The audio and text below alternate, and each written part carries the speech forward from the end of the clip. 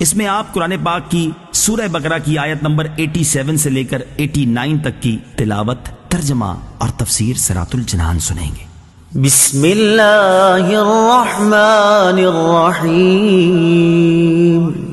ترجمہ: اللہ کے نام سے شروع جو نہایت مہربان رحمت والا ہے۔ وَلَقَدْ آتَيْنَا مُوسَى الْكِتَابَ وَقَفَّيْنَا مِن بَعْدِهِ بِالرُّسُلِ وَآتَيْنَا عِيسَى ابْنَ مَرْيَمَ الْبَيِّنَاتِ وَأَيَّدْنَاهُ بِرُوحِ الْقُدُسِ أَفَكُلَّمَا جَاءَكُمْ رَسُولٌ بِمَا لَا تَهْوَىٰ أَنفُسُكُمُ اسْتَكْبَرْتُمْ فَفَرِيقًا كَذَّبْتُمْ وَفَرِيقًا تَقْتُلُونَ۔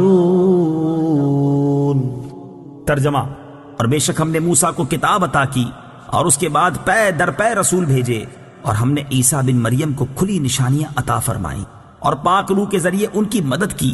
تو اے بنی اسرائیل، کیا تمہارا یہ معمول نہیں ہے کہ جب کبھی تمہارے پاس کوئی رسول ایسے احکام لے کر تشریف لایا جنہیں تمہارے دل پسند نہیں کرتے تھے تو تم تکبر کرتے تھے، پھر ان انبیاء میں سے ایک گروہ کو تم جھٹلاتے تھے اور ایک گروہ کو شہید کر دیتے تھے۔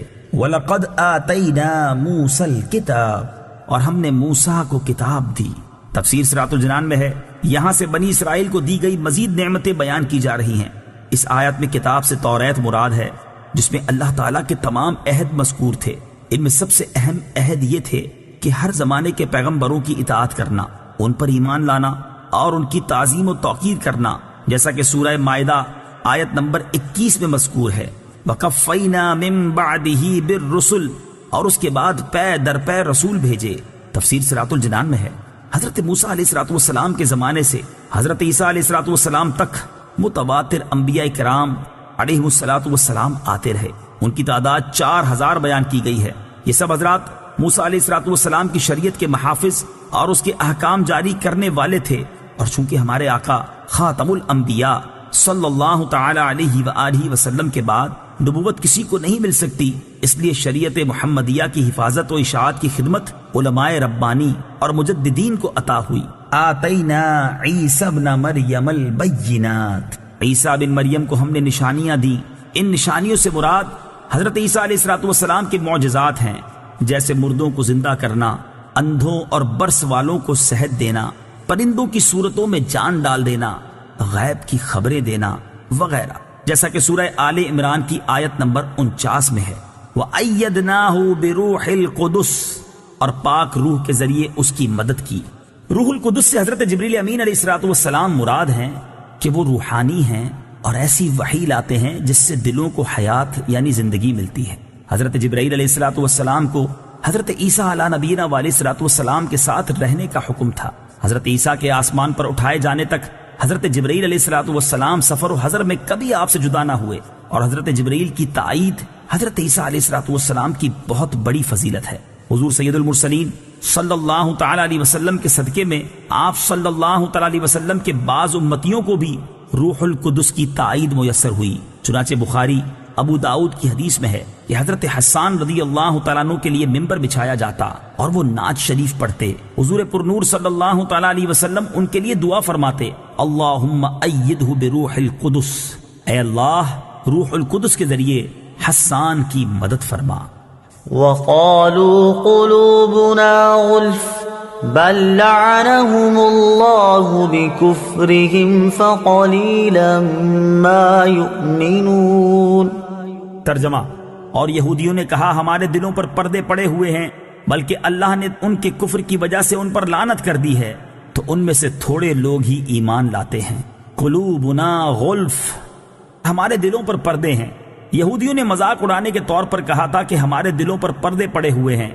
ان کی مراد یہ تھی کہ حضور اقدس صلی اللہ تعالی علیہ وآلہ وسلم کی ہدایت ان کے دلوں تک نہیں پہنچتی۔ اللہ تعالیٰ نے اس کا رد فرمایا کہ یہ جھوٹے ہیں۔ اللہ تعالیٰ نے دلوں کو فطرت پر پیدا فرمایا اور ان میں حق قبول کرنے کی صلاحیت رکھی ہے۔ یہودیوں کا ایمان نہ لانا ان کے کفر کی شامت ہے کہ انہوں نے سید المرسلین صلی اللہ تعالی علیہ وآلہ وسلم کی نبوت پہچان لینے کے بعد انکار کیا۔ تو اللہ تعالیٰ نے ان پر لعنت فرمائی۔ اس کا یہ اثر ہے کہ وہ قبول حق کی نعمت سے محروم ہو گئے۔ آج بھی ایسے لوگ ہیں کہ جن کے دلوں پر عظمت رسالت سمجھنے سے پردے پڑے ہوئے ہیں۔ وَلَمَّا جَاءَهُمْ كِتَابٌ مِّنْ عِندِ اللَّهِ مُصَدِّقٌ لِّمَا مَعَهُمْ وَكَانُوا مِن